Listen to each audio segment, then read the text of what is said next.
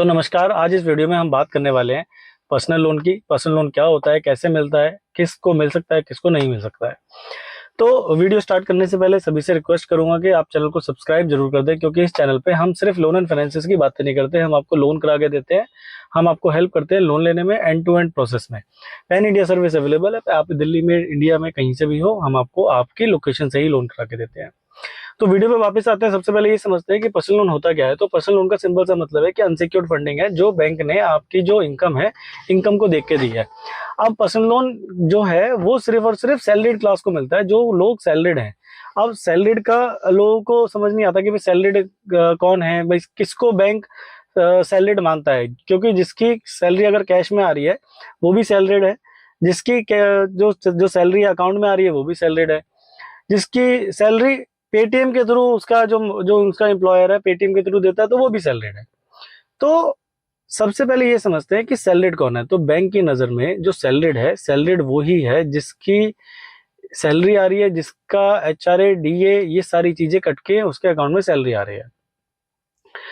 और इसी ही प्रोफाइल को बैंक लोन करता है सैलरीड के बेस पे, उनकी सैलरी स्लिप के बेस पे।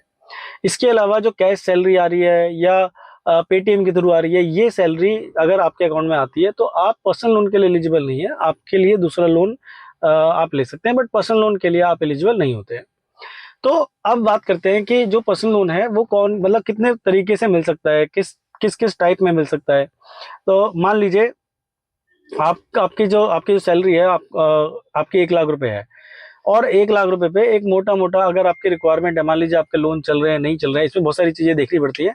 बट हम एक एग्जांपल लेके चलते हैं। मान लीजिए आपकी 1 लाख रुपए की सैलरी है, तो बैंक ये मानता है कि आप 64-65 हजार, तो बैंक ये मानता है कि आप 64-65 हजार रुपए की ईएमआई दे सकते हो। तो 64-65 हजार का मतलब हो गया आप 64 हजार रुपए तक की ईएमआई दे सकते हो। तो 64 हजार रुपए जो भी आपकी ईएमआई, जो भी आपका लोन अमाउंट आता है, वो लोन अमाउंट आप एलिजिबल हो बैंक से लेने के लिए। अब ये तो एलिजिबिलिटी की पार्ट हो गया कि कितने रुपए आपको मिल सकते हैं। इसके साथ बहुत सारी चीजें होती है कि आपकी आप आपका अपना घर है नहीं है, रेंटेड है, आप कहाँ रहते हैं, सैलरीड है, वो आप मैरिड हैं, अनमैरिड हैं, बैचलर हैं। तो ये बहुत सारी चीजें पे भी डिपेंड करता है लोन अमाउंट। बट ये सारी चीजें भी हम बाद में डिस्कस कर लेते हैं। जब आप हमें कॉल करते हैं तो हम आपको हेल्प करते हैं समझने में कि आपको पर्सनल लोन कितना मिल सकता है, कौन सी कंपनी से मिल सकता है, कौन से बैंक से मिल सकता है, कौन से एनबीएफसी से मिल सकता है, क्या रेट पे मिल सकता है। अब जो पर्सनल लोन है वो दो तरीके से मिलता है। एक मिलता है आपका लोन के पर ये फॉर्म में, एक मिलता है आपकी ओडी के फॉर्म में। तो पर्सनल लोन लोन के फॉर्म में तो सिंपल सा मतलब है कि भाई बैंक ने आपको आपके अकाउंट में लोन दे दिया और उसकी एक फिक्स ईएमआई बना दी, और हर महीने की 2 3 4 5 10 जो भी तारीख है उस तारीख को आपके अकाउंट से पेमेंट करने लग गई। ये होता है नॉर्मल पर्सनल लोन।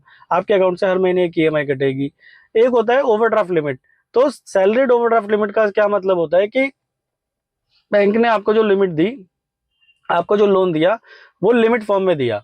अब लिमिट फॉर्म का मतलब बैंक ने आपको एक लिमिट बना के दे दी। मान लो 4 लाख रुपए की आपको लिमिट बना के दे दी, और उस 4 लाख रुपए की आपको एक कंडीशन दे दी कि जब आप यूज करोगे तब आपका इंटरेस्ट लगेगा, नहीं यूज करोगे तो नहीं लगेगा।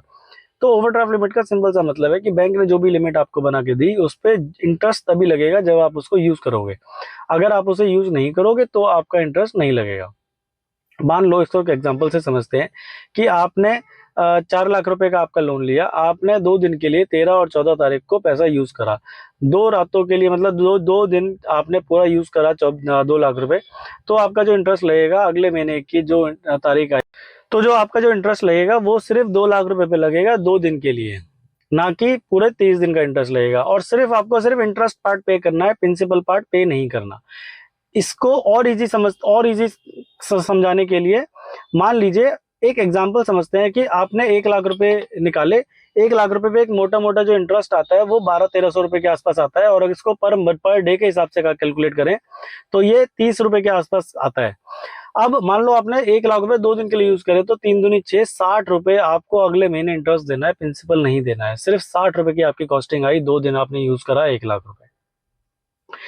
तो आपकी अगर रिक्वायरमेंट है पर्सनल लोन की, ओडी में है, टर्म लोन में है, तो आप हमसे पर्सनल लोन ले सकते हैं। अब बात करते हैं डॉक्यूमेंट्स की कि क्या क्या डॉक्यूमेंट्स हमें रिक्वायर्ड होते हैं। तो डॉक्यूमेंट्स में आपके 3 महीने की सैलरी स्लिप, 1 साल की बैंक स्टेटमेंट, 2 साल के फॉर्म 26 एएस, और आपका जो आप जहाँ जॉब करते हैं उनका आईडी कार्ड, आपकी एक ऑफिशियल मेल आईडी, एक मोबाइल नंबर, एक घर का इलेक्ट्रिसिटी बिल। ये कुछ बेसिक चीजें हैं, बेसिक डॉक्यूमेंट्स हैं जो, और पैन कार्ड, आधार कार्ड, ये कुछ बेसिक डॉक्यूमेंट्स हैं जो हमें पर्सनल लोन कराने के लिए चाहिए होते हैं। इसके अलावा जब हमें आपकी फाइल लगती है तो अगर कोई डॉक्यूमेंट क्रेडिट मांगता है, स्पेशल डॉक्यूमेंट, तो आपको देने की जरूरत होती है, अदरवाइज रिक्वायरमेंट नहीं होती है। दोनों ही प्रोडक्ट के लिए, टर्म लोन हो या ओडी हो, दोनों ही प्रोडक्ट के लिए ये सेम डॉक्यूमेंट रिक्वायर्ड होते हैं, कोई अलग डॉक्यूमेंट की रिक्वायरमेंट नहीं होती है। जो रेट ऑफ इंटरेस्ट की बात करते हैं, तो रेट ऑफ इंटरेस्ट आज की डेट में अलग अलग बैंकों के अलग अलग रेट ऑफ इंटरेस्ट हैं, या अलग अलग एनबीएफसीज के अलग अलग रेट ऑफ इंटरेस्ट हैं। एक जो कैपिंग होती है जो रेट ऑफ इंटरेस्ट की, वो 9.9 से 10, 11, 12, 14, 15, 16 तक जाती है, 17 तक जाती है, डिपेंडिंग कि आप किस कंपनी में जॉब करते हैं। मान लीजिए आप कैटेगरी में गवर्नमेंट जॉब, अब ये मान लीजिए आप कैट ए कैटेगरी में की कंपनी में जॉब करते हैं, तो कैट ए कैटेगरी का मतलब क्या है, बैंकों ने कंपनियों को मतलब ये कैटेगरीज वाइज डिवाइड कर दिया है, कैट ए, बी, सी, डी, ई, एफ, ऐसे डिवाइड कर दिया है। तो जितनी अच्छी कंपनी होगी वो कैट ए कैटेगरी में होगी, उससे कम अच्छी कंपनी बी में होगी, देन सी, डी, ई, एफ ऐसे जाती है। जितनी अच्छी कंपनी में आप जॉब करते हो उतना रेट ऑफ इंटरेस्ट कम आएगा, और जितनी ही कैटेगरी आपकी कंपनी की कम होती जाएगी उतना ही रेट ऑफ इंटरेस्ट वेरी करता रहता है, बढ़ता रहता है।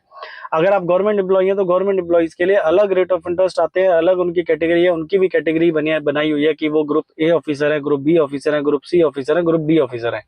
आप जिस भी कैटेगरी में फॉल करते हैं उसी के हिसाब से आपका रेट ऑफ इंटरेस्ट वेरी करता है।